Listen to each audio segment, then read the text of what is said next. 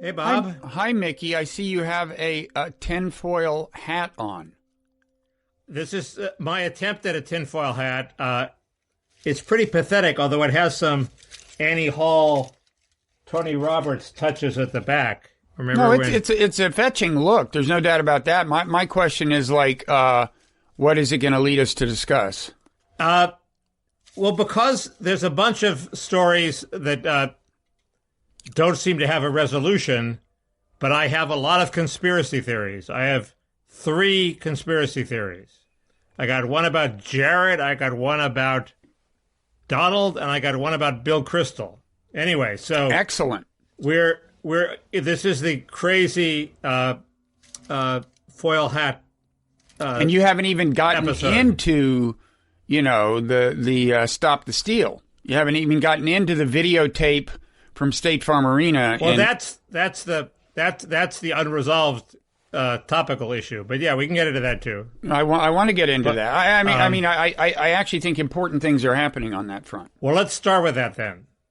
I looked on the web today hoping to find an innocent explanation for this video where they say, I couldn't make heads or tails of it, but there are pictures of people pulling suitcases apparently filled with ballots out from under a table after they've sent away all the observers, and they kept counting through the night or through most of the night with not many people there. And the obvious theory from the Trump side is that these were somehow illicit votes for Biden. And I expected to find an innocent explanation on the web, and I didn't find one. So that's why I'm at sea. I don't know what to think about it. Okay, so, and this made Tucker Carlson last night, and it's getting a ton of play in Stop the Steal circles, and, regardless of whether it's completely debunked, will no doubt leave people embittered for years to come. Yeah, so the claim is that that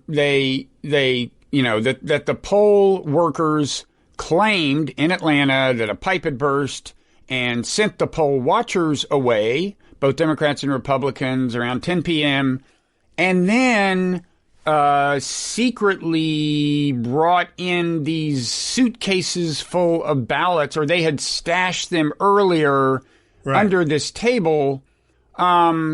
And a huge deal is being made of this. Again, it's really, you're not seeing much about it in our circles. And in fact, I think maybe Facebook and possibly Twitter kind of put the kibosh on it, partly. But what I came across right before we taped is, and the place I go to look for solid coverage of this stuff is the Twitter feed of a guy named Brad Heath. I think he's with Reuters or something. Anyway, he's following all these court cases.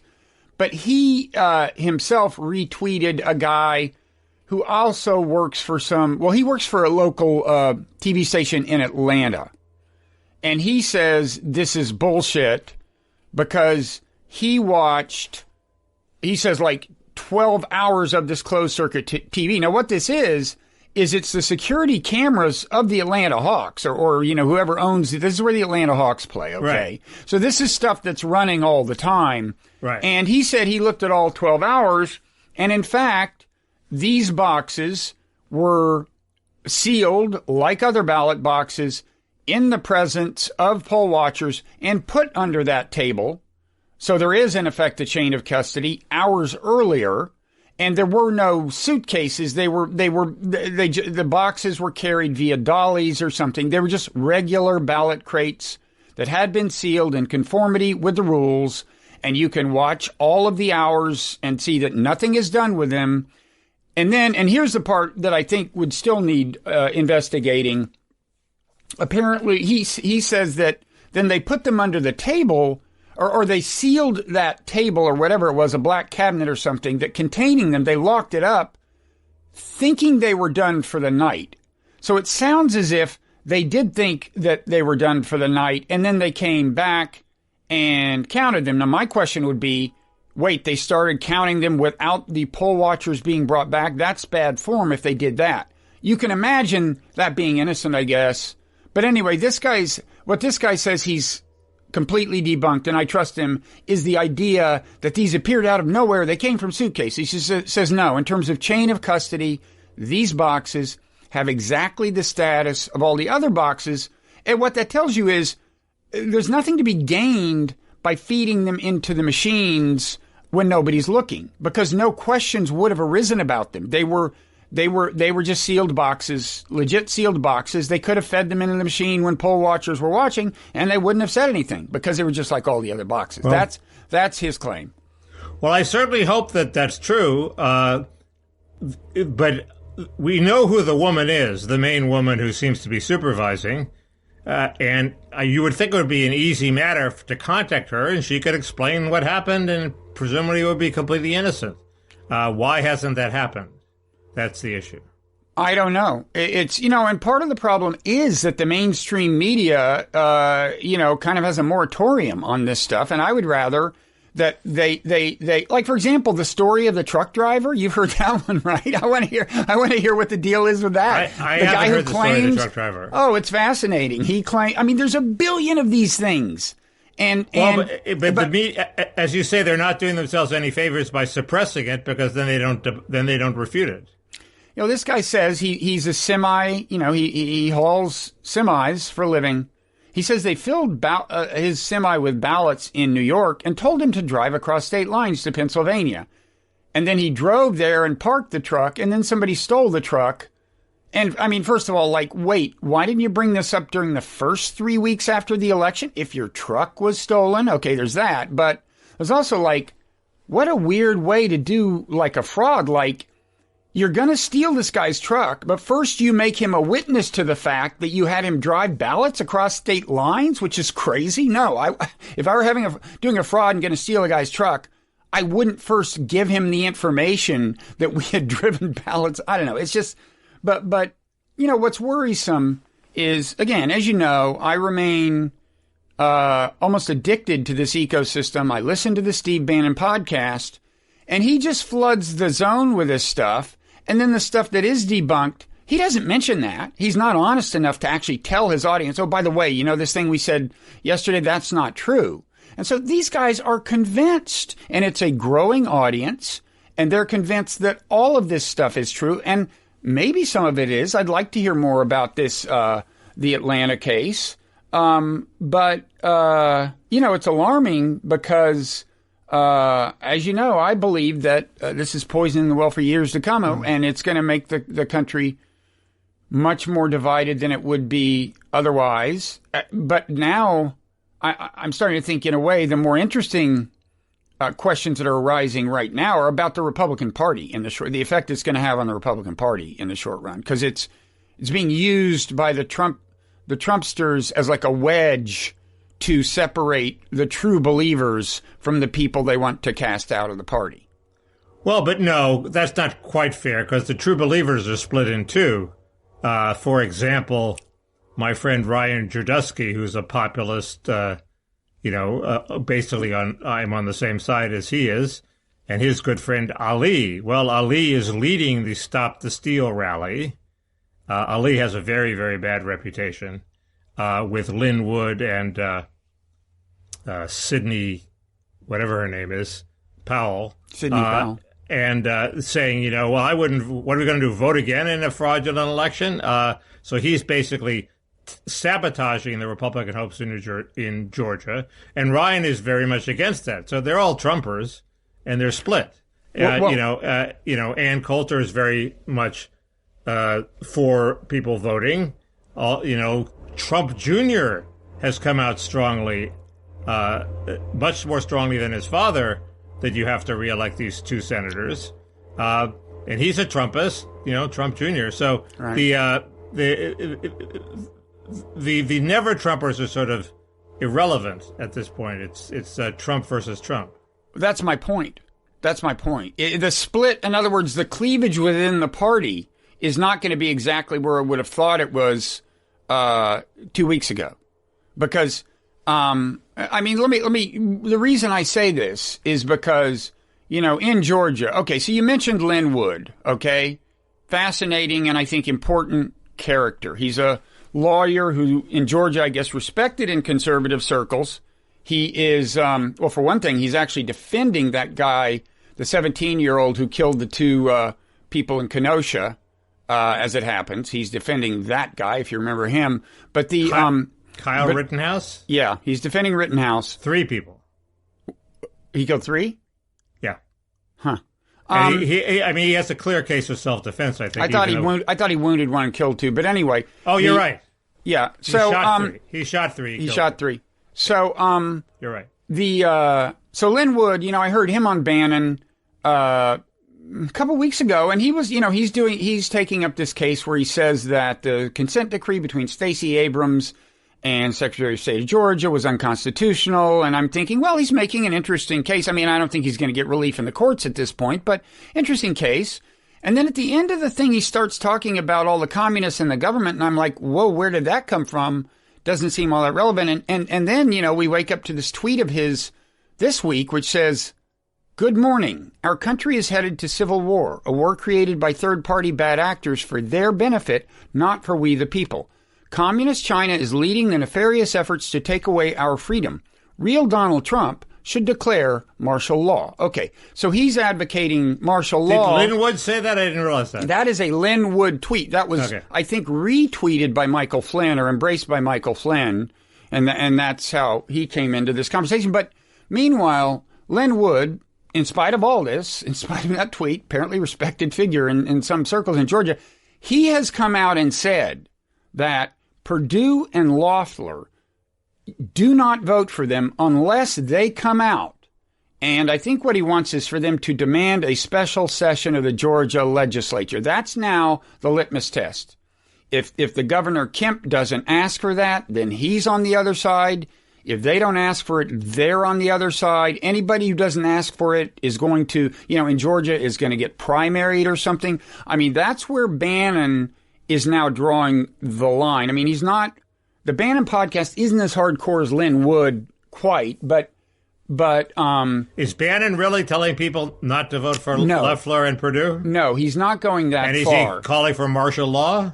He's not going that far, no. But he is saying, look, I'm not telling people not to vote for them, but I'm telling you, if we don't get the presidential thing resolved in Georgia before that, in other words, I think he wants the state legislature to revolt, do whatever they have to do to swing the electors, or at a minimum have a special session investigating. Then he says, I'm telling you, people are not going to come out and vote for them, and the Democrats are going to win. So he's kind of playing it halfway, right? He's like, it would be a shame if something bad were to happen to your election. Lin Wood is like, I want something bad to happen to your election. My impression is that, the Republicans are moving fairly strongly to marginalize and denounce Lin Wood, and he's now becoming persona non grata among 80-90% of the party. Mm-hmm. Ted Cruz just denounced him. It would be good if Trump denounced him. I don't think that's going to happen, but that would be useful. And second, various people I respect, like Byron York and John Ellis, say, of course it's good that Trump is going there. It's not, it's far better for them that he goes, that he doesn't go, even if he rants and raves about the stolen election, as long as he delivers the key parts that you should get out and vote for Loeffler and Perdue. It's good for Loeffler and Perdue. So all this, I was, among the people that were worried that, Trump was playing footsie with the Lin Woods of the world and he's going to be like the guest at a wedding who, when they say, speak now or forever hold your peace, he starts clearing his throat, right? What the hell is he going to say? So it causes nervousness, and these various wise people are telling me, no, it's not nervous. It's okay. I don't know quite who to believe. No, I think Trump will absolutely campaign on behalf of the senators, and I think pretty much everyone will, although there are these people like this John Fredericks character who I guess owns some right-wing radio stations and has now gone down to Georgia and bought one and started a newspaper just for this campaign. He's a regular. Bannon's podcast goes out on his radio network. He's saying, look, he's been out there and talked to the people in Georgia in the hinterland, and they are so disenchanted. They're convinced that the election is going to be fraudulent. they ain't voting. They're not going to turn out. And that's why the thing has to be resolved. They're like, for example, they're saying, no, we can't use the, what's the name of is it Dominion, the machine? Yeah. He's saying we can't use those on January 5th if we want people to turn out. See, I think that's a key test of whether you're serious or not, because the Dominion systems have been verified. I had questions about them. I read an article by Art Levine in the Washington Monthly, not exactly a pro-Trump publication, saying they were suspect and nobody was really sure whether was there some software in there that screwed up the results, but the results perfectly matched the hand count. So I think Dominion's in the clear, and if you keep bringing up Dominion, I think that shows that you're not serious. They claim they have a new data point in some county. Some guy ran ballots through after hand counting them, and they're just a discrepancy. They have, you just have no idea what to believe. I think their slogan should be "Beat the Steal," not "Stop the Steal," because "Beat the Steal" means A, they want to stop the steal, but B, if you get enough votes on the leftward Purdue side, you can beat any scam that they have going. So you can overwhelm that. That's the theory. The only way to beat a crooked election is with a landslide. So that would be a much better slogan than this slogan that this guy Ali is pushing, which is "Stop the Steal." No, I think they'll pretty much come together and get behind a message like that. But I still think that this is going to become a kind of cleavage. Is like they're going to go back, and at least if the Bannons of the world have their say, and of course this would possibly depend on him getting pardoned, and he, I'm sure much to his dismay, has not been mentioned in any of these stories about who Trump is going to preemptively pardon. But if he's around and people like him are around, I think they're going to be puritanical about who's on the right side of the line and who should get primaried. And all of these people in like state legislatures and governors and so on who didn't stand up by his lights, I think they may be in more danger of getting primaried and so on. I do think this is going to inform the intra-party battles. If you're not in any of the pardon stories, what an insult. I mean, so many people are getting pardoned. I want a pardon. I mean, I was insulted I wasn't on the list. I don't even know if I've committed any crimes, but doesn't matter. Trump will pardon you. It seems like there should be an automated form where you just put in for it and get it. But I think Bannon. I think you're totally spooked by listening to too much Steve Bannon. I think this after the election, if Loeffler and Purdue lose, there'll be recriminations for years. And they will reflect badly on Trump, and it'll reduce the hardcore Trumpists to a harder, smaller core, as you say. Then I guess we'll have that split. But if Loeffler and Purdue, if just one of them wins, I think it will fade, and some people will be primaried and some people won't be. But it won't be. Did you call for a verification of the signatures in Georgia? It'll be, are you for trade sellouts, and are you for endless wars, and are you for loose borders, Bob? And people will be primaried on that basis. Okay, but I don't think it's going to be where did you stand in Georgia.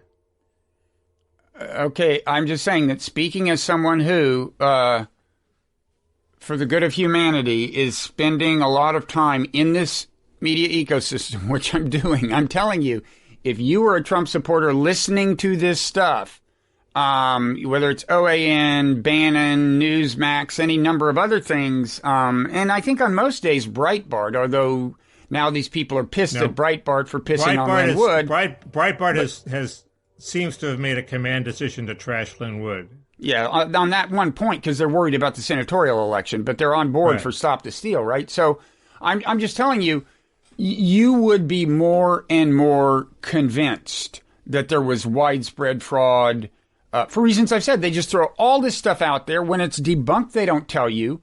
And you would be outraged. And the poll numbers I see about the percentage of Trump supporters who are convinced there was a steal, it just seems to me like most of the base is going to believe anybody who says that any governor that didn't, tell the legislature to elect new electors, is a traitor, you're going to believe that. And so we'll see.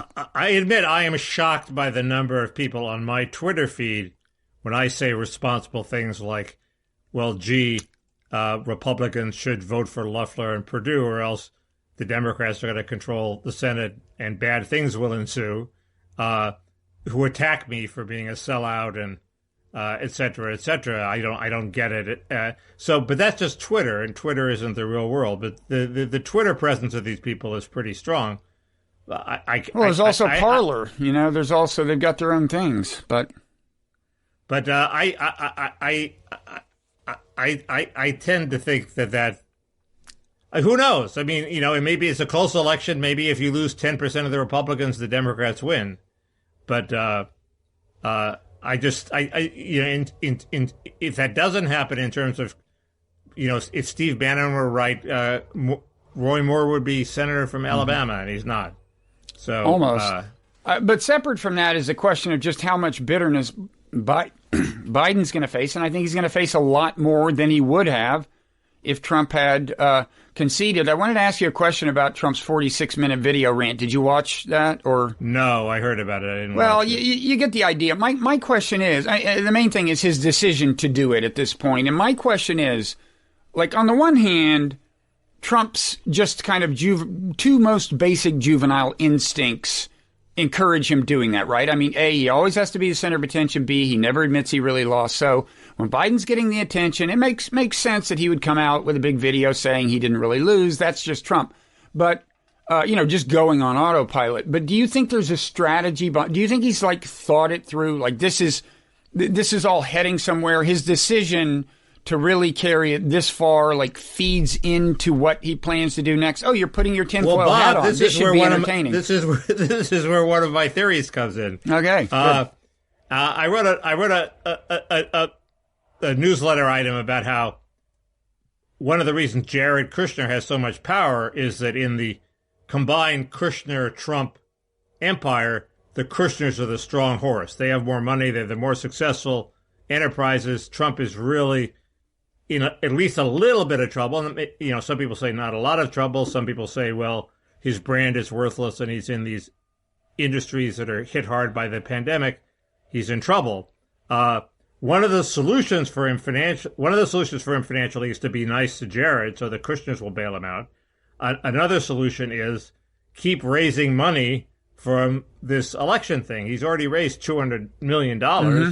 The longer he keeps it going, the more money he raises, the less he has to depend on the Kushners. Mm-hmm. And also, the more money he has to spend on his pursuits after he leaves office, even if his empire isn't generating huge sums of income. So there's a complete, economic reason for him to do the 46-minute video, which is the longer he prolongs the fight, the more money rolls in.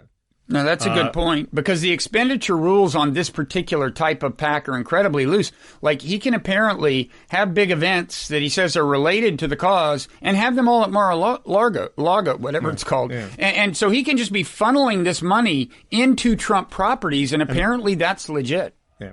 And I might as well get this out of the second part of this conspiracy theory is he may see the future of his finances somewhere in the Middle East, in the Gulf states. So his basically worldview for the past 4 years has been, we get these Gulf states that are scared of Iran and Israel together, and they form a united front against Iran. And he may, why he's selling them jet planes at the last minute. Maybe he thinks they're going to take care of him financially, the same way Qatar, or Qatar, how you pronounced it, Qatar, took care of Jared's big problem, the 666 building, which was going to drag down his empire. He overpaid for this skyscraper, and he had to have a loan paid off. And sure enough, this firm that's not just linked to Qatar, but financed in large part, not majority, but a lot of financing from Qatar, bailed him out and took over the mortgage. So, and this was right when Jared was intervening in the civil war within the Gulf between Qatar and Saudi Arabia and the UAE. And he switched sides. When they gave him the loan, he flipped sides to defend Qatar. So Qatar also funneled money into Trump's pockets, as I discussed earlier, by renting a bunch of space in Trump buildings and not even bothering to occupy it. But that's nothing compared to taking up $1 billion loan. No, but it was hundreds of thousands of dollars a year for nothing, just that went actually into Trump's pockets. Anyway, so Jared may want to replicate this dynamic on a bigger scale with the Gulf states. So that could be a second source of Trump's financial future. And the third source is, of course, lean on the Kushners. Yeah, it could be. I mean, it could also be that, he's selling the F-35s to UAE because he had to do that to get them to do the Israel deal, which he really wanted to do. Yes, that's possible too. But one question is you're answering my question about how these things map onto his future in terms of his financial future. I don't think that's his only calculation. He does need money. He wants money. And you're right that this, I hadn't really thought of it quite that clearly for reasons that now are unclear to me. It seems obvious, but yeah, he's funneling, he's making a ton of money off the Stop the Steal by sustaining the Stop the Steal thing. That's all true. But I've got to think he's also thinking, do I want to run for president again? Do I want a media empire? Right. I mean, he's got some kind of plan beyond the financial stuff. You're right, and also, anyway, I lost that thought, but you're right. The horror story, 2020 isn't over this horrible year. The real horror story is if they actually discover some fraud now. Okay. Well, I get nervous. Then what the fuck are we going to do? Every time I see a video like the quote suitcase video, I get nervous. Although at this point, we're getting close to safe harbor, which is Tuesday. I don't totally understand the meaning of that, but it basically becomes very hard after Tuesday for things to change in terms of electoral vote count. I don't understand that, but Trump has to flip at least 3 states. So Georgia is only 1, so that's some solace that he has 2 more to go. Right. But there's bad news out of Nevada too. If you want to be paranoid, I assume Steve Bannon is highlighting it. Well, he talks so much about all these states. I don't know which ones to take seriously. By his account, he keeps saying when one falls, they all fall. I mean, he sees it as like 5 dominoes, and they just need one, and then they all go. But he better hurry. What is it that's happening in Nevada? Dead people voting. I mean, I just read the headlines. Well, they're saying that everywhere. And I mean, look, I assume that the deal is, in every election, if you look closely enough, a certain amount of this kind of shit happens. The problem is that the legal remedies are hard to come by because you don't know how the people voted. That's not just a property of mail-in balloting. It's a property of in-person voting. They do it that way. You can't ever go back and trace the signatures to how they voted because it's a secret ballot. They want it to be that way. In-person voting, you don't need to trace the signatures. There is a signature matching thing. It's like you sign your signature, and then there's one already on the books, and the guys look at it and go, yeah, this looks like the same signature. You can vote. Well, that persists with in-person voting because the signature is still there. And you have, and you can see if this guy voted. I guess you can't tell how he voted. That's my point. With both mail-in and signature, they do preserve a record that lets you check whether the signatures match. But in cases of a mismatch, you don't know how the person voted. And what the Trump people are arguing is like, well, wait, if say we can declare 50,000 ballots invalid in a county where the vote went 80-20 Biden. Can't we just say, can't we do it in accordance with that? Assume that 50, no, and the court's going to say, no, you can't assume that those 50,000 ballots would have split 80-20. All I'm saying is, my impression is this idea of matching the signatures to the mail-in ballots is futile because they've already separated the envelopes from the votes, so they can't find the signature to match. That's my point. But with in-person voting, you can find a signature and match it to a person at least. And you can discover at least the gross number of mismatches are. You can do that either way. Look, with both of them. No, you can. How do you discover the gross? How do you recount the gross numbers of mismatches with mail-in ballots? The ballots are somewhere else, and there's a pile of envelopes with signatures. There's nothing to match. No, but you have the signature on the envelope. You have the signature on record. What's gone is the ballot. It's the same with in-person voting. You've got the signature that was made when the person showed up. You've got the signature on the record. You can go back and check those all you want. But in both cases, the ballot has been separated from that by design. I'd forgotten about the signature on record.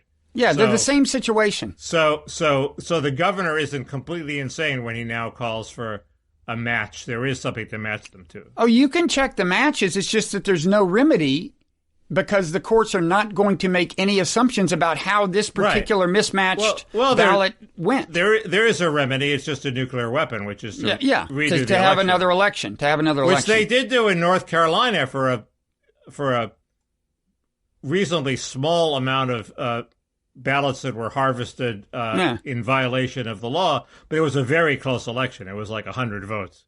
Courts can do this, but this is where it becomes a disadvantage for Trump that he's behaving like an existential threat to the Republic right now. There aren't many judges who feel like obliging him. Right. No, I agree with that. So anyway, yeah, go ahead. Go ahead. I'm ready for my second conspiracy theory, but I hope you're going to get to Kristol eventually. Kristol's the third. Okay, I'll wait. I'll be patient. Okay, well, the second conspiracy theory it keys off this UAE thing. I thought that this alliance of the Gulf states and Israel against Iran, if, as everybody says, the leaders of the Gulf states think getting Russia to get Iran out of Syria is key to making this whole thing work, that might explain why Trump has been sucking up to Putin so seemingly inexplicably. But the timing doesn't quite work out because Trump has been sucking up to Putin since at least 2013 with the Miss Universe pageant. If you read Mike Isikoff's book, he's shamelessly sucking up to him starting right then. It's not something that happened in time for the election. It happened well before the election. Yeah. And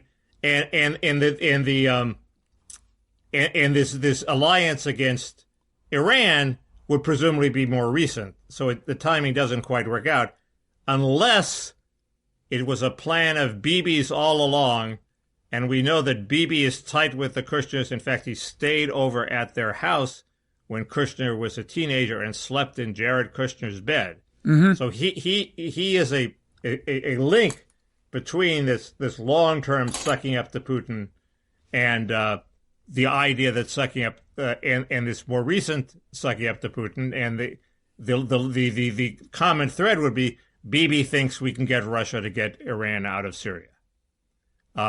Okay, so what does this explain? I mean, I think we talked last week about why I don't think Russia does have a lot of leverage here with Iran, but go ahead. I don't think so either, but Bibi might think so. He's thought of he knows more about it than I do. It explains. It salvages the idea that this might explain the great mystery of Trump, which is why is he sucking up to Putin. The other explanations are, well, he wants to build Trump Tower in Moscow. It's hard to believe that's enough. Another explanation is he loves authoritarians, and the explanation on the left is he was either compromised or bought by Putin, or he's a Russian agent. That would be the Neera Tanden explanation. Let's talk about Neera Tanden in a second. But first, so in this scenario, Trump's more recent sucking up to Putin, if there has in fact been that, and I'm actually not aware of an inordinate amount of it, but that he never criticizes him. He will just okay. But if you're saying it's to do Bibi a favor, like that couldn't have been the idea behind the Miss Universe pageant, right? The sucking up then. Well, Jared was his son-in-law and was in touch with Bibi, so it's not completely insane that he thinks, I got to suck up to Putin. But you're right. There was, it could be that he started sucking up to Putin for the Miss Universe thing, and then he kept sucking up to him when he realized that this fit into his grand geostrategic vision. I mean, this is clearly one of the central visions of Trump's presidency, and he sort of half pulled it off, and more than half, to get this alliance together against Iran. We don't quite know what Biden will do with it, but Yeah, I mean, look, I don't know that you can't argue that it's not important. You can't argue it's not important enough to explain sucking up to Putin. That's my point. No, but it's kind of overdetermined. I mean, in terms of the thing with Iran, I mean, remember his biggest donor, Sheldon Adelson, wants nothing more than for all nations of the world to unite against Iran. So, like, that alone helps explain why Trump has been hard on Iran. But certainly, look, yeah, Jared's totally 100% on board. I think that helps my theory. If you read Vicky Ward's book, they tried to get Paul Singer to give them money. They failed, so they were back to Adelson in terms of the big money bags. So Adelson has a lot of influence. Yeah, I guess, yeah, you're right. It kind of helps your theory. I just still don't imagine this explanation accounting for the Miss Universe days. Well, unless it explains why he moved the pageant in Moscow in the first place. That just makes sense to me anyway. I mean, he wanted to expand his empire and see the name Trump in Moscow on a tower, and Putin's the kind of guy he admires, and, it just all kind of makes sense to me. Anyway, but, I'm certainly happy to facilitate the promulgation of any conspiracy theory that makes Jared and Bibi and Sheldon Adelson look more nefarious. So yeah, you have my blessing. We're going to be accused of anti-Semitic tropes soon. You are going to be accused of anti-Semitic tropes. Oh, no. I am going to be seen as having valiantly tried to combat them and then, reluctantly, for the sake of the First Amendment, let you continue to enunciate them. Okay. Speaking of anti-Semitic tropes, I hear Neera Tanden, who's the candidate for OMB, proposed by Joe Biden, the head of the Center for American Progress, had a hand in extinguishing some anti-Semitic tropes at CAP at one point. So you know about that. I was going to say that for the parent room. What? You brought it up. In private conversation with you? No, you brought it up in public. Well, I wrote about it. But there you go. Did you Google it? I know more. I don't know where you sent it to me, but I know you have complained about Neera Tanden in a public setting. Yeah, well, I wrote a piece. Okay. Called How to Smear a Think Tank, which people can Google, but I know more than I wrote, or at least I later came to know more than I wrote. But we can save that for the parent. Refresh me. No. You think that's unfair? Neera Tanden is topic A. You can't. Nobody puts Neera in the parent room. Let's say a couple of things about Neera Tanden. First of all, apparently, she may not get confirmed. I guess she had a bunch of incendiary tweets that Republicans didn't like. I was sorry to see that my one Twitter exchange with her has now been lost to posterity because the tweet I attacked was one that she deleted. So I attacked this tweet and she replied to me, and I've got her reply in my attack, but I just don't have the tweet. And it was a case where she was to establish her resistance credentials. It was actually a case where she was buying into the Putin controls Trump line, and I was pointing out that her logic didn't make sense. It was well, let me your tweet must survive. That she can't get rid of your tweet. Yeah, no, it was about, remember when Justice Kennedy decided to step down, and it turned out his son had given Trump a loan that looked like a sweetheart deal, right? Right. And she kind of tweeted along those lines, and I said, wait a second. If he did a sweetheart deal for Trump, then Trump owes him a favor. I mean, his father doesn't owe Trump a favor. Trump owes his father a favor. Her logic didn't make any sense to me. Right. And that was the argument we had. But she bought a bunch of Russia stuff about Trump. Yeah, in a sort of credulous way, and she called McConnell Moscow Mitch. Just sort of stupid tweeting. I'm not a fan. I'm not impressed. In January, a tweeter, she was up after midnight arguing with people and pushing these Russian theories, and this random tweeter wrote, Neera, you were going to be Hillary's chief of staff, and now you're up after 1 a.m. arguing with complete strangers on Twitter. What are you doing with your life? And I said, well, don't knock it if you haven't tried it. But she was building up a huge resistance Twitter following. It was working in the short term. Okay, so you're saying it wasn't irrational. I thought it was a little irrational. No, I think it worked in terms of her Twitter following. What about the argument? But we've put off the Israel aspect of your criticism of Neera. What about is she in the Jonathan Chait, what I accuse Jonathan Chait of, which is she has to be wildly progressive and pro-resistance as a cover for her later defense of Israel and the United Arab Emirates, who I believe are a major funder of the Center for American Progress? Oh, well, first of all, I don't know that she herself is like staunchly pro-Israel. I just think she's easy to intimidate. I think she got intimidated. You had some complaint where she squelched Walton Mearsheimer at some meeting, or no, I didn't say that. She called a special meeting to squelch something that you were mad at. Well, there is a story that has yet to be told about how. I mean, again, this piece of mine that people can read tells half the story. Like, groups like the Anti-Defamation League were complaining about what the deal was. CAP has this appendage, Think Progress, or had it. I don't know if it does anymore. It's a 503c4, so it can advocate, unlike CAP itself.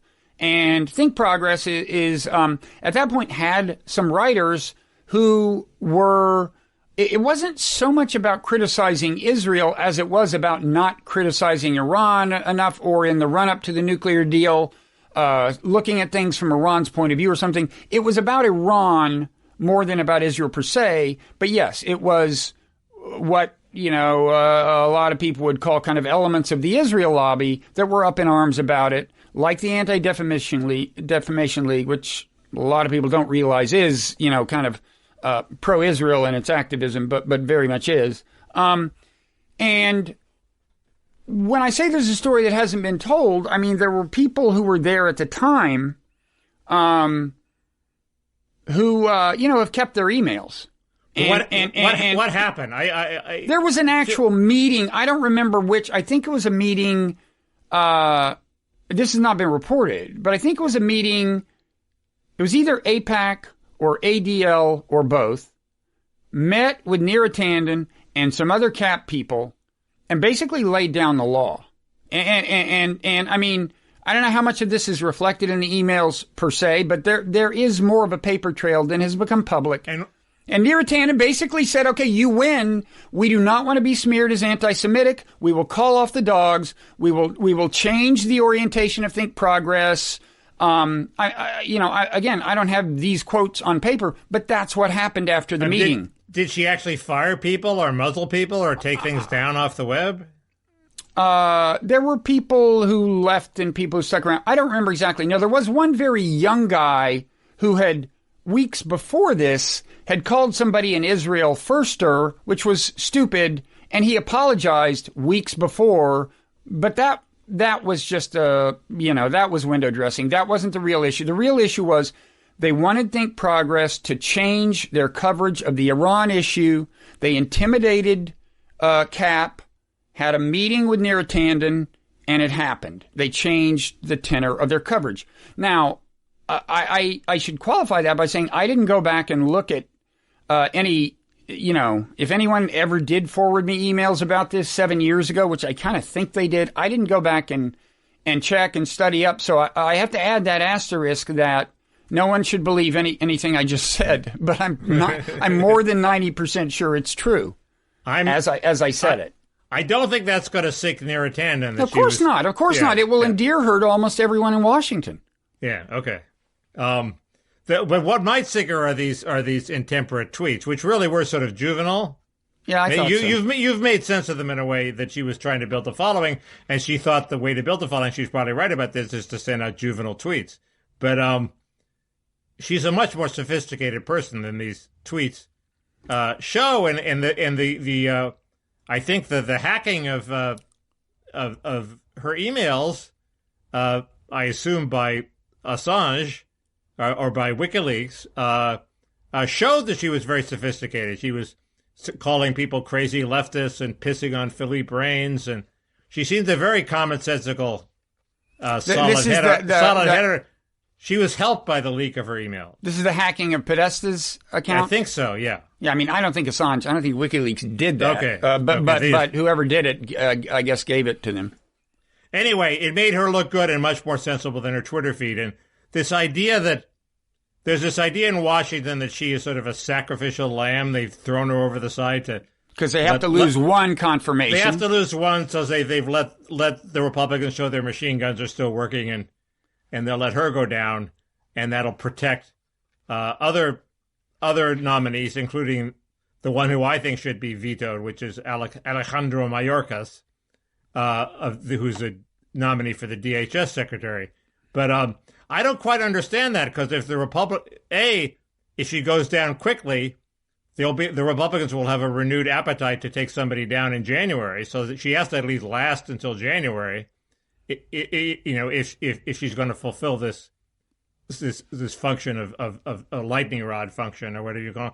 And second, there's the concept of tasting blood. Once the Republicans realize they can get rid of Neera Tanden, maybe there'll be a bandwagon effect. Well, they'll say, hey, we can get rid of a bunch of other people too.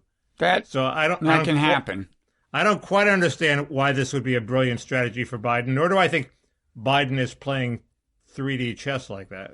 Well, his picks so far are kind of uninspired, if you ask me. I mean, I suggested last time that, maybe, I don't want to make too much of this, but that his cognitive status makes him and people around him want to have very, very trusted people. I don't know what his relationship is with Neera Tanden. Of course, OMB that's not so close to him, I guess it matters more what the White House, who's the White House staff consists of, and I don't know, what does OMB even do? I don't understand. It seems like an almost clerical thing. No. OMB is a big bureaucracy, and they have experts on every field. Agriculture programs. They'll have somebody there who's followed this agriculture program, and they'll have somebody who's followed this welfare program, and those are very, very smart people. And in the president's budget, the agencies, as I understand, I think sends the request for the budget, and then there are the assholes who say, no, you don't need this much money because this program is failing and that program, and they perform a very valuable function, and it's not clerical, and they're very smart. Now they may be a waste of manpower because you have hundreds of very smart people, toiling away at the OMB. But it's a very important organization, and they're the people who say no. They're the government's no people. The agency wants as big a budget as possible. Somebody's got to tell the agency, no, you only get 2/3 of what you want, and they're the people. So if you care about the nuts and bolts of the federal government, it's a very important post, and it was used very importantly by Peter Orszag, who convinced Obama that bending the way to save the way to control the deficit was to bend the cost curve. And some people said that was not right, but it was very influential on Obama, certainly. So it's a consequential position. I don't quite know who the other candidates were for this job. I guess Bruce Reed was one of them, and right. They were going after him for his old advocacy of mild Social Security cuts. But of course, Neera Tanden has old advocacy of mild Social Security cuts too, as every responsible neoliberal did back in the Clinton era, and they will again when Social Security starts going bankrupt. So it's not clear that I think it was just the lunge for a woman of color. What I want to know is, how much does Biden know? Does Biden know that Alejandro Mayorkas has in his resume a scandal about approving sketchy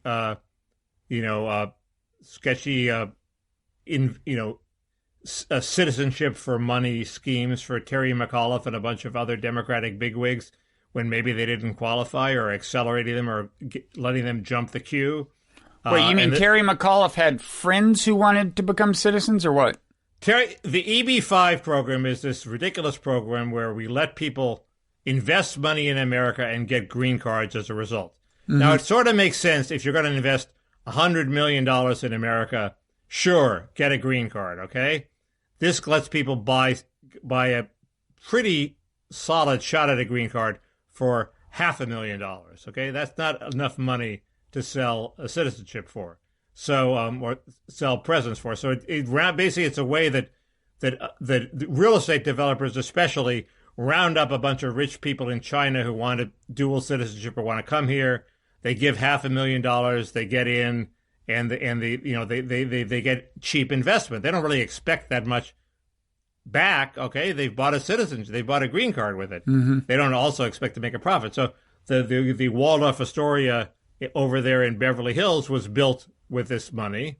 Jared Kristol has a whole bunch of EB5 programs.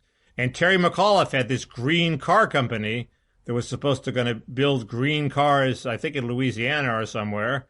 And it was entirely, some people say the major purpose was to raise a bunch of money from people who wanted to become citizens. So it's a little shady. It doesn't really serve a public purpose.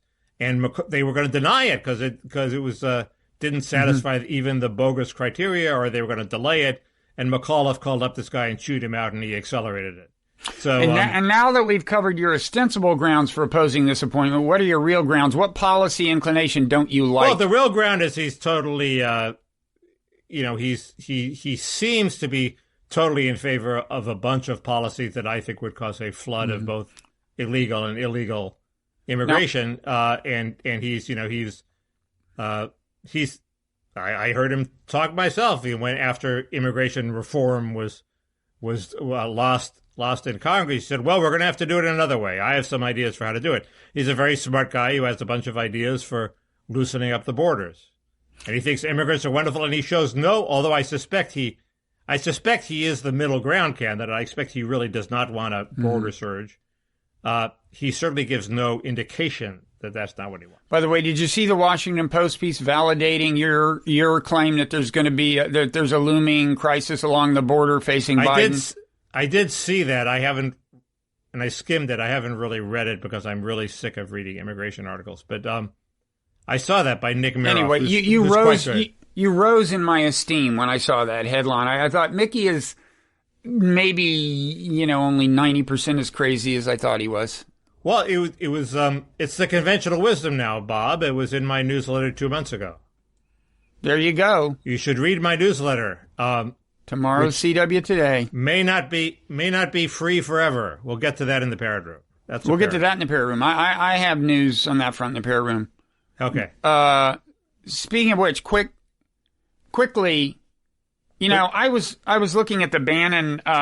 The Bannon podcast goes, it's in a lot of places on YouTube, and I noticed like about an hour after he posted it, there were like 60,000 views and 6,000 likes. Okay. 1 in 10 people who views the Bannon podcast is liking it. And that's actually a significant fact because the numbers ultimately get much, much bigger than 60,000 as the day wears on. But, and that is only one outlet for it. And it's interesting that his audience is so intense that it's like 1 in 10 people who view it. That's a high number, but is he getting money from them?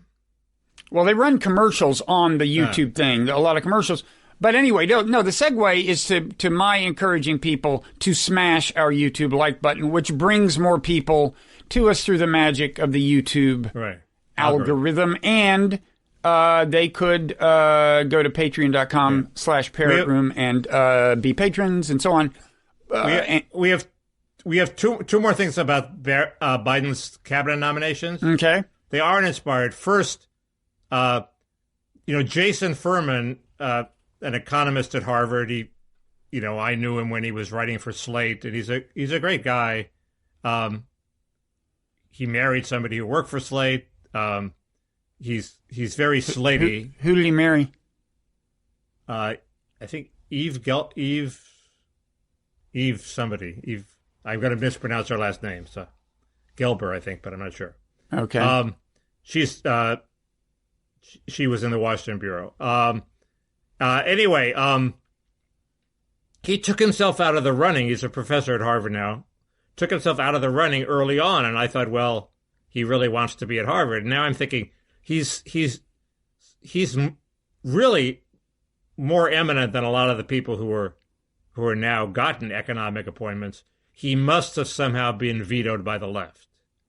because he'd written things like Walmart is good for America, and he wrote some contrarian things that were interesting and provocative, but were probably not favorites of Bernie people, and there must have been some campaign against him. Otherwise, he's wildly overqualified for all these jobs he took himself that would be of. the first sign I've seen that Biden's paying much attention to the left. God knows they didn't in foreign policy, but maybe you're right. Well, a little bone they're throwing. Well, maybe. you would think he would pay more attention in domestic policy. Also, Bruce Reed hasn't gotten an appointment yet.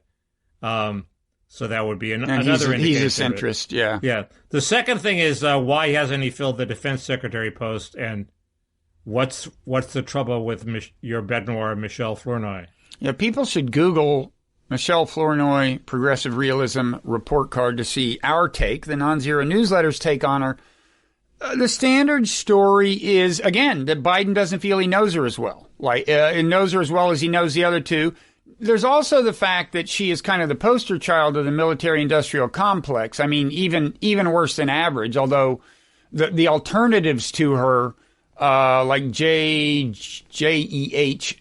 Johnson, are also, he's on, I don't know, he's with Lockheed or on the board of Lockheed. They're all in the military-industrial complex. Now, I think Johnson is African-American, and Biden has taken some heat for not having enough African-Americans so far. Of course, Michelle Flournoy would check the female box, but don't you think, does Biden know Jay Johnson?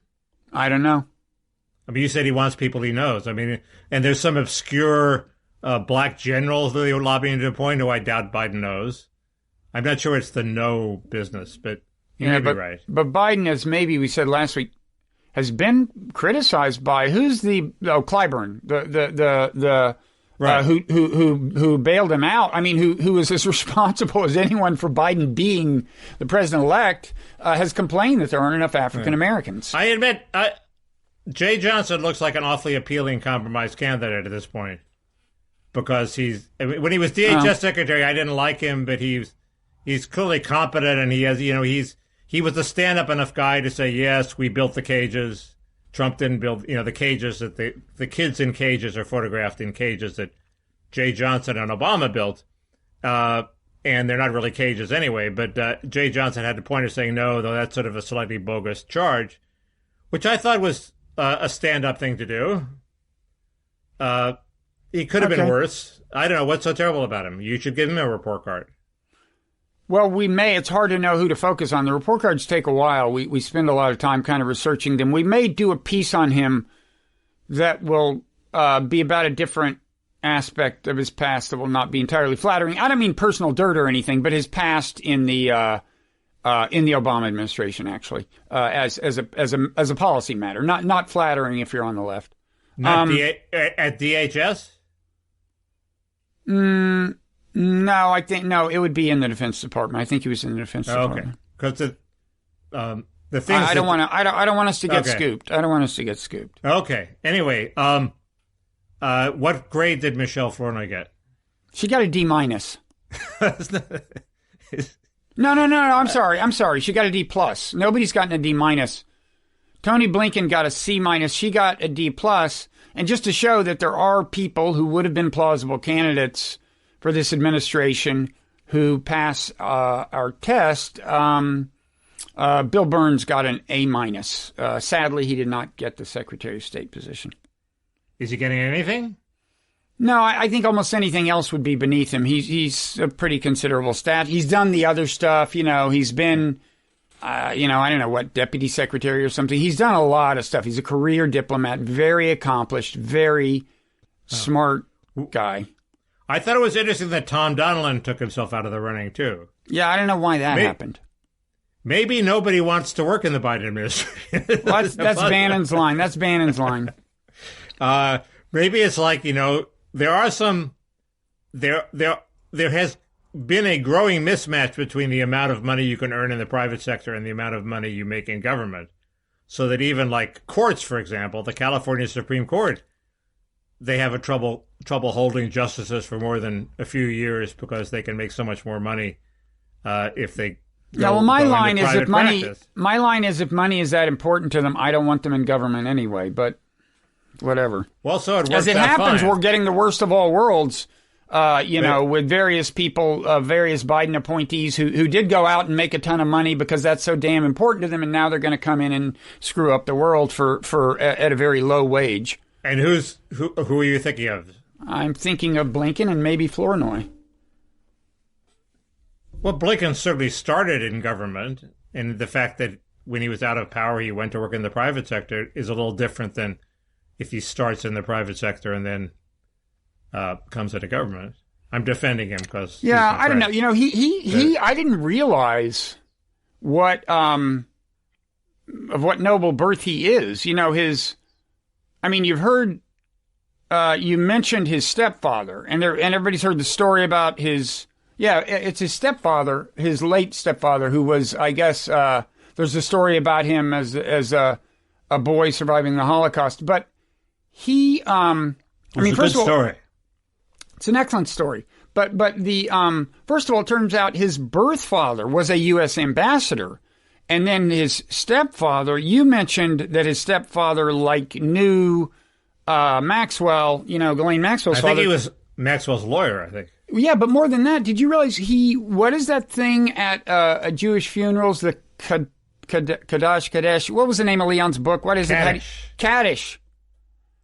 And so one person actually does that at the service, right? Right. Apparently he did it at Maxwell's service. So he was like, that's serious, right? Okay. I wouldn't know. Don't ask me for Jewish traditions.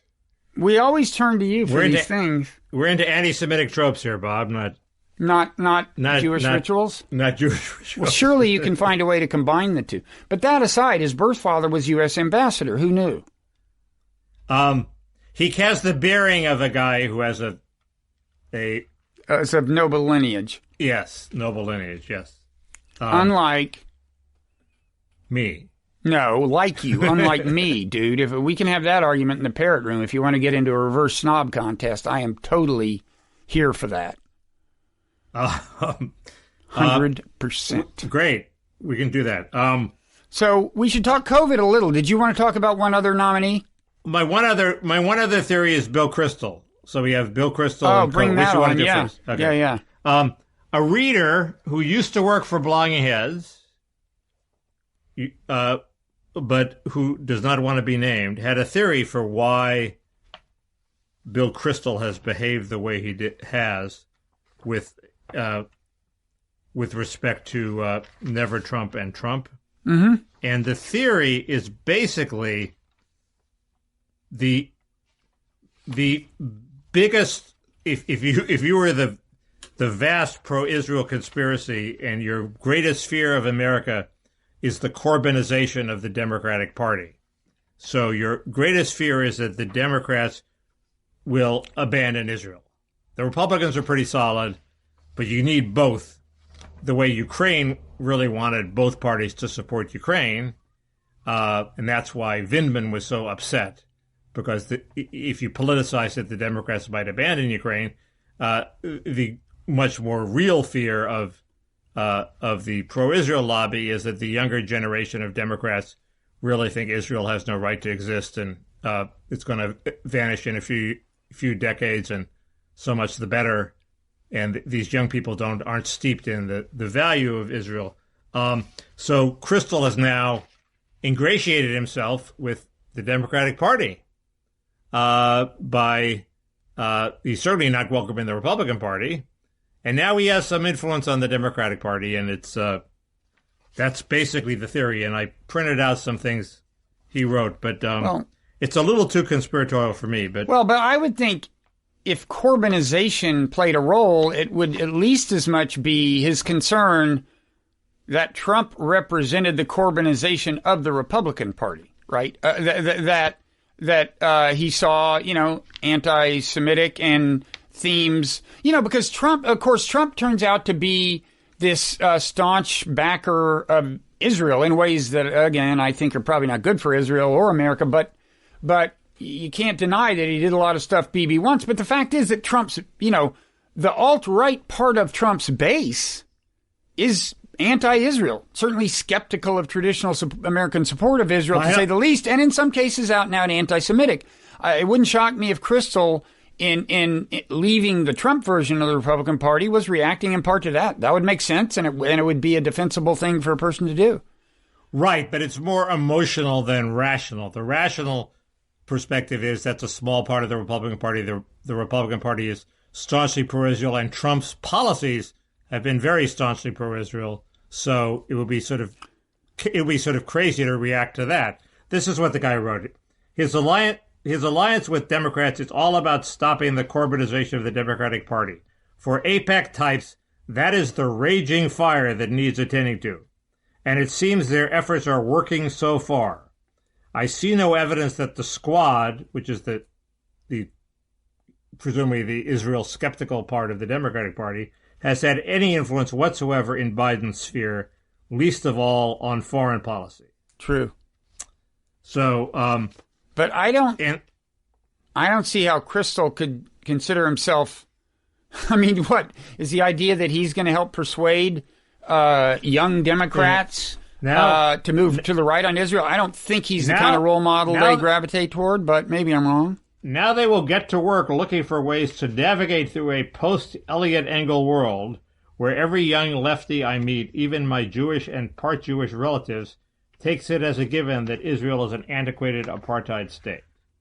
There is a big generational shift underway. Why was Eliot Engel important? This shows you what I know. Well, did he lost an elect? He was very, very pro-Israel, but he lost to AOC. Yes, of course. So the AOC beating Eliot Engel would send shockwaves. Was it AOC he lost to, or did he lose to the black guy? He may have lost to Jamal Bowman. Correct. I think that's okay. Yeah, okay, you're right. AOC beat somebody else. But the same fears would be triggered. The same shockwaves would ripple. Yeah. But just one quick thing is, like, when Kristol abandoned the Republican Party, it was not so clear that Trump was going to be a friend of Israel at that point. I think things were more fluid. There was that strain in the Trump base that seemed anti-Israel, if not anti-Semitic. And so I think that was kind of the state of play at the point Kristol made the decision. And again, look, I think, give him some credit. I mean, I hope I haven't been overly swayed by having had an actual conversation with him, but I think he shares my abhorrence at Trump's disregard for fundamental principles of, American democracy and Trump's violation of norms that we consider actually important. I don't think it's all about Israel, but, I think I give Frum credit, too. I had a dialogue with him, which is on Blogging Heads.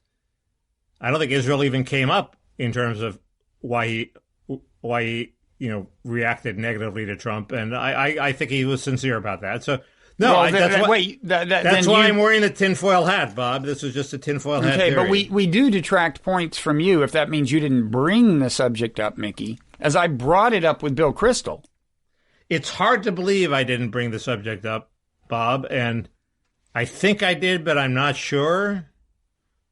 Our conversation was foreshortened when Tom Cotton came into the room and kicked us out. And wait, you were taping a Blogging Heads in person, and Tom Cotton walked in? I told you it was during the convention, the Republican convention. Oh man, you should have gotten that guy on camera. We commandeered the green room, and Tom Cotton came back from his appearance and kicked us out of the green room. So that was that would have been a great segue to Israel if you had really been on your toes. He and Frum know each other. But no, I agree. I'm just saying this is that's probably the most crackpot of the, not crackpot, it's an interesting theory. The flaw in it is, how does Kristol now bend the Democratic Party to his will? That seems very unlikely. And, but he might bend the Biden administration to his will. Well, the Biden administration is not wildly out of line with his aspirations, I think, in terms of the Middle East policy you'll see for it. He would rather not see the Iran deal restored, maybe, although I tried to talk him into rethinking that. but the Biden administration may well not succeed in getting it restored. And that's, their plan seems weird to me. First, we go back into the agreement, and Iran agrees to go back into the agreement, and we lift the sanctions. Then we have a new round of negotiations. Well, why the hell should Iran have a new round of negotiations? We've already given them what they wanted. What basis do we have for trying for a new round of investigations? That was a new round of negotiations. That was, we supposedly resolved all that with the deal. Why wouldn't Iran just stand firm? Well, they might leave some of the Trump-era sanctions on, remove the sanctions associated with the deal per se, but leave some of Trump's maximum pressure sanctions on. That's what worries me about. We took points off from Tony Blinken in our Progressive Realism report card for seeming to talk as if they might do that, although he's a little ambiguous. But that seems very smart of Blinken to propose that. Well, it seems annoying as hell to me, but yeah. Why is it annoying? Well, because the Trump maximum pressure sanctions are bullshit. They're just a sop to the Sheldon Adelsons of the world. I mean, it doesn't.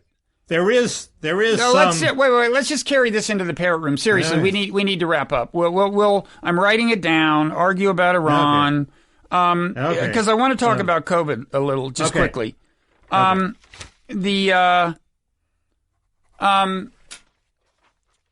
the last 2 days have both set records for most deaths due to COVID ever in all of American history. I mean, this is getting kind of bad. And I don't know. I thought I heard somebody say it's very bad in Los Angeles. Is it not? They say it's bad. I didn't get convinced of that until today, because the hospitalizations weren't that high. There are a lot of cases, and the deaths have gone up a bit, about halfway to where they were, not record. But the hospitalizations are starting to bite even the intensive care hospitalizations. So the mayor is panicked. The governor's panicking. They're going to lock us down for 3 weeks, although lockdown is a term of art that means you're not locked down if you have a business like a podcast, Bob. Podcasts are exempt. So, but they're just trying to intimidate people into canceling a bunch of stuff and staying at home as much as possible. And they're succeeding in doing that, I think, although it's not like it was at the beginning of the pandemic. So, yeah, it's like that in California, although we're doing better than some states. Yeah, just one quick thing is did you use the New York Times? They had a place you could go where you fill in things like your age and the county you live in and your occupation and find out where you're going to be in the line for the vaccine? No, I haven't done that yet. So I am, apparently there are 289 million Americans ahead of me, which means I'm about 75% of the country. Here's what bothers me. And I don't say this out of any personal desire to not get a deadly disease, but the weird thing is if I were 2 years older, it would be 19 million or something. I'd be way ahead in line because I'm a little under 65. And if I were a little over 65, I'd be at 120 million. And if I were 95, I'd be at 120 million. And if I were 25, I'd be where I am at 289 million. What I'm suggesting is that there's a lack of subtlety in the algorithm here. I mean, why? Well, it sounds like there's rationality, and if you're 95, they don't want to give it to you because the side effects might kill you. They're not thinking that way at all. Remember, nursing home patients are getting it before any of these people. They're in the first round along with healthcare workers. Well, okay, but I thought you said if you're 95, you're still at 120 million, which seems like a lot of people older than 95 are ahead of you. My point is they are giving 66-year-olds the same priority as 95-year-olds and giving 64-year-olds or 63-year-olds the same priority as 25-year-olds. That doesn't make sense. I mean, even if you were going to have one cutoff point, it makes no sense to just make it whatever the cutoff point happened to be for Medicare. I mean, they should look for a point where the risk curve rises suddenly. Right. And it should be there that the cutoff point is. But, of course, I think it is right around there, though. I think they just picked 65. That's my guess. but more than that, there should be more than one thing. It's like 64-year-old. 64-year-old is way more at risk than a 25-year-old. 89-year-old is way more at risk than a 66-year-old. I assume they worry that if they make the algorithm too sophisticated, people will get paranoid about it the way they're paranoid about the Facebook algorithm. Well, there's also probably a lot of guesswork at this point, since ultimately states have not all articulated their policies and so on. But anyway, you don't want to be in the front of this line, Bob. I totally do. You do? They've given this to tens of thousands of people, and none of them died. There's potential fertility problems if you were a woman. Well, I'm not sure I see that as a big obstacle in my case, but maybe we should take that one to the parrot room too, Mickey. Okay. Well, I still have Jonathan Edwards in the back of my mind. Sinner in the hands of an angry God. By the way, Bannon is using the term the Great Awakening to refer to what's happening now with the Stop the Steal movement. This is the Great Awakening. This is going to... And look, he's right to see this whole thing as fuel for his next act if he can stay out of jail. I think I may get a pardon before he does. Can I quickly say a goodbye, Mickey? Not to you. So... Sure.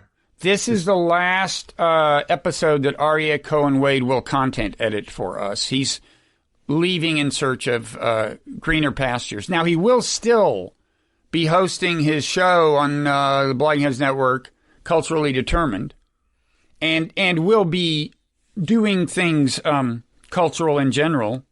So you may see him, his name show up in conjunction with cultural things. He knows a lot about culture. But anyway... He's been with us for, well, off and on for a long time. He was gone for a couple of years, but over the years he's really made great contributions. And so you know Aryeh, he's a solid. Is he going to the Atlantic too, like everybody else? I mean, that's a good question. Hey, you know, Nick Thompson is CEO of the Atlantic. I know, I saw that. He's a good guy. I like Nick. Nick made me a columnist at Wired, and I failed to reciprocate by writing any actual columns. No, I wrote a few, but not. Nick is great. But anyway, I don't know exactly where Aryeh's headed. I mean, if people know of stuff at the journalism culture nexus. Projects that need somebody to do them, he might be open to them. So remember the name. What about Substack, Bob? The solution to everybody's problem. Wouldn't shock me if you don't see him there. I don't know. But he does know a lot. You know, he wrote a very funny early on in the Trump thing. He wrote a funny thing for the New Yorker, and I think it was it Hamlet? Hamlet, as if Hamlet were Trump. It was as if some Shakespearean person were speaking in Trump's voice. It was very funny. He's an English literature major. Anyway, he's been great. I also want to quickly plug Milton Lawson, he hasn't been with us for a while, but he dates back to early times like Aryeh. And turns out he's now in the comic book biz. I mentioned this in the Parrot Room last time, but I've since learned that his comic character is named Thompson Heller Detective Interstellar, which is available at thompsonheller.com. Maybe he's the secret guy who proposed the Bill Kristol theory. You never know. At any rate, he might work that into one of his plots. Go ahead. So anyway, hello, Milton out there, and we'll see you, Aryeh. Thanks for everything. Thank you, Aryeh. Yeah. By the way, Aryeh recently, unbidden, did a tweet where he assembled a number of people who are now New York Times opinion writers, and said the tweet was best way to become a New York Times opinion writer is to have been on Blogging Heads 10 years ago, and showed a bunch of them on Blogging Heads. And that was impressive. Even Ross Douthat. Oh yeah, and I think there were some who weren't on there. It is the legacy of early Blogging Heads is impressive, and includes us, Mickey. It includes us. We're part of that. And legacy. Look at us. We're raking it in. Look at us. I forgive Aryeh for trolling me on Twitter all those times. Yeah, he has probably some issues with your ideology or certain aspects of it, but he means well. You know, if we forgive Neera Tanden, we can forgive you. So but we're not forgiving Neera Tanden, so I guess his fate also. I'm forgiving Neera Tanden. I'm not against I'll forgive Neera Tanden. She's fine. Well, she's completely qualified for that job. Why shouldn't she get that job? Yeah, I don't see her doing a lot of damage there. Fine. So we're taking it into the parrot room, but first we're encouraging people to follow us on Twitter at Robert Wright or at Kausmickey to rate and review the Wright Show podcast, which this is part of. To support us on patreon.com/parrot room, which would give them entry to the parrot room where we're headed next. Can I bring up the sensitive subject of gift subscriptions? Is there a way to give gift subscriptions to the parrot room? I don't know. I think that may be a Nikita question. There must be. I don't know. I don't know if Patreon facilitates that. That's my question. I sent you an email. You must not have seen it because I didn't get an answer. No, I saw it. I just... I just thought it's only Mickey. Screw it. No, I didn't. I actually, I'm sure. I think I probably sent that to the highest levels of blogging heads where it's under scrutiny even as we speak. To Nikita? Yes, the highest. Yes. I CC'd Nikita on the email. He's already gotten it. Well, in that case, I didn't do you any... I think we need a special counsel investigation for this. This reeks of fraud. It does. Stop the steal. Okay. Stop the free subscription, the gift subscription steal. Okay, so let's head into parrot room. Nothing else we need to say, right? Have we said it all? I don't think we said it all, but I could talk about whatever else we had to say in the parrot room. No, that's parrot room. That's what the parrot room's for. Okay, so we'll see you next time. Okay, take care. Okay.